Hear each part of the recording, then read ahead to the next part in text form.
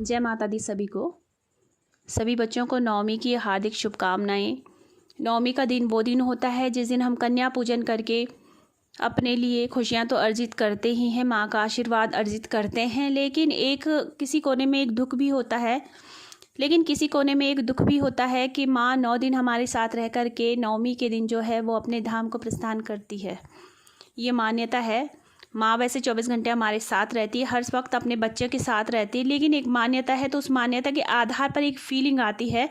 तो नवमी के उपलक्ष्य में सभी लोग एक प्रण लें कि जीवन में कभी भी कोई भी विग्रह अगर घर में आपके ख़राब हो गया है, टूट गया है, तो आप उसको ऐसे वैसे कहीं भी ले जा कर के नहीं रखेंगे। क्योंकि मैंने काफ़ी जगह देखा है विग्रह ऐसे ही रखे जाते हैं, कहीं पर भी रख देते हैं ले जा कर के। ये चीज़ बहुत गलत है। पाप के भागी बन रहे हैं वो लोग जो ऐसा करते हैं। अगर आपने नया विग्रह ले लिया है, आपकी मूर्ति कहीं से खंडित हो गई है या ख़राब हो गई, तो उसे ले जा कर के आप विसर्जित कर सकते हैं। मैंने कुछ लोगों को देखा है जिनकी बहुत नज़दीक नदियाँ नज़दीक होती हैं और वो भी वहाँ जाने में उन्हें बहुत कष्ट होता है। वो क्या करते हैं कि उनके आसपास कहीं पेड़ दिखाई देता है तो ले जा कर के पेड़ के नीचे रख देते हैं, या किसी मंदिर में जा कर के बाहर ही कहीं पर भी रख देते हैं मूर्तियों को। तो ऐसा बिल्कुल भी मत कीजिए। जिनकी आपने पूजा की है और जिनसे आपने अपने लिए घर के लिए सुख समृद्धि मांगी है, उन्हीं का आप बाद में निरादर करके इस तरीके से रख देते हैं, तो आपने पुण्य नहीं कमाया है। अपनी पूजा पाठ से आपने पाप अर्जित किया है। तो उस पाप से बचिए। और अगर कभी भी आपके कोई विग्रह खंडित हो जाता है कोई भी, तो उसको जल प्रवाहित कर दीजिए, ना कि ऐसे छोड़ दीजिए। कम से कम प्रकृति जो है वो प्रकृति में विलीन तो हो जाएगी, उसका ऐसा निरादर तो नहीं होगा। तो आप ऐसा बिल्कुल मत कीजिए। मेरी ये प्रार्थना है, मेरा आग्रह है कि आप ऐसा बिल्कुल मत कीजिए। क्योंकि ये देखिए, मैं सिर्फ प्रार्थना कर सकती हूँ, मैं सिर्फ आग्रह कर सकती हूँ। और आपको ये लगता है कि आपको जो करना है आप करेंगे ही, तो वो तो आपका कर्म है। आपको कर्म के अनुसार कर्मों का फल मिलेगा ही। क्योंकि ये तो जिस समय जीवन मिलता है किसी भी प्राणी को, ये उसी समय निर्धारित कर देते हैं ईश्वर कि कौन से प्राणी को किस प्रकार से कर्म अर्जित करने हैं। तो ये एक इंसान की कोशिश रहती है कि वो कर्म कीजिए जिनसे आपके जो है वो कर्मों का फल है जो वो अच्छा मिले, ना कि आप पाप के भागी बने।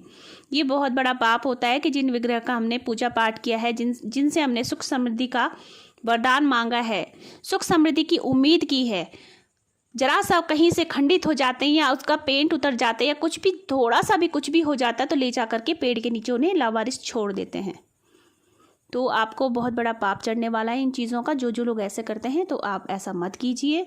इस चीज़ का विशेष ध्यान दीजिए। पूजा पाठ से संबंधित कुछ भी चीज़ें आपके घर में अगर टूट फूट हो जाती है, खंडित हो जाती हैं, तो ले जा करके जल प्रवाह कर दीजिए, विसर्जित कर दीजिए उन्हें, ताकि वो कम से कम अपने प्रकृति जो है जल में वो विलीन हो जाए। ठीक है। और कुछ चीज़ें होती हैं कि पूजा पाठ से संबंधित जो हम जैसे धूप के पैकेट वगैरह हैं या कुछ भी हैं, कपूर के पैकेट हैं, धूप के पैकेट हैं या श्रृंगार के पैकेट हैं, तो क्या करते हैं उनको डस्टबिन में फेंक देते हैं। ये बहुत गलत है, ये भी पाप है। हम लोग ये ना सोचें कि ये सिर्फ एक कागज़ का टुकड़ा है। ये चीज़ देखिए कि उसमें एक चित्र भी बना है जो हमारी माँ भगवती का है, हमारे भोलेनाथ का है, या किसी भी देवता का उसमें चित्र बना है। उस चीज़ को आप ध्यान रखिए। ऐसा बिल्कुल मत कीजिए, क्योंकि बनाने वाले तो बनाते रहेंगे इन चीज़ों को। ये बनाना तो तभी बंद हो सकता है जब खरीदार इनका विरोध करना शुरू कर दे। लेकिन ऐसा होना बहुत मुश्किल है, बहुत समय लगेगा, लेकिन हम लोग खुद से जाग सकते हैं। एक एक व्यक्ति खुद को जगाए, दूसरे को जगाने से पहले खुद जगे। जब हम खुद जगना शुरू करेंगे तो ऐसे ऐसे करके आगे लोग जगते शुरू हो जाएंगे। आप खुद जगिए, प्रत्येक व्यक्ति खुद को देखो और खुद जगना शुरू करो। तो उन चीज़ों को आप डस्टबिन में मत फेंकिए, आप उन्हें जला सकते हैं, उनकी राख बन जाएगी। उस राख को ले जाकर आप अपने गमले में डाल दीजिए। तो इससे क्या हो जाएगा, हमारा जो धर्म है वो धर्म हमारा खड़ा रहेगा, ना कि दूसरे को, किसी बाहरी व्यक्ति को उस धर्म के ऊपर उंगली उठाने का अधिकार मिल जाएगा। क्योंकि उंगली उठाने का अधिकार तभी मिलता है जब घर में क्लेश होता है, और घर का मतलब मेरा अपने धर्म से है। जब हम ही लोग इन चीज़ों को नहीं समझेंगे तो बाहरी व्यक्ति कैसे इन चीज़ों को समझ सकता है। इसलिए सब लोग इस चीज़ का ध्यान दीजिए कि कहीं भी धूप या अगरबत्ती हो या फिर कोई भी ऐसी चीज़ पूजा पाठ से संबंधित कुछ भी ऐसी चीज़ हम जो प्रयोग कर रहे हैं उसका जो रैपर है उसको हम इस तरीके से इधर उधर ना फेंके, ना डस्टबिन में डालें।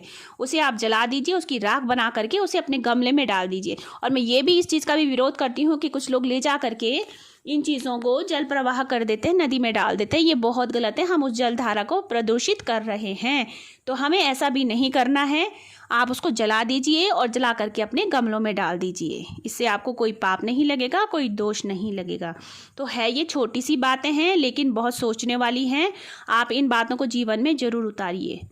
मैया रानी सभी की झोलियां भरे, मैया रानी जाते जाते सभी को सुफल देकर जाए, सभी की झोलियां भर कर जाए, सभी को अपना आशीर्वाद देकर जाए। जय माता दी।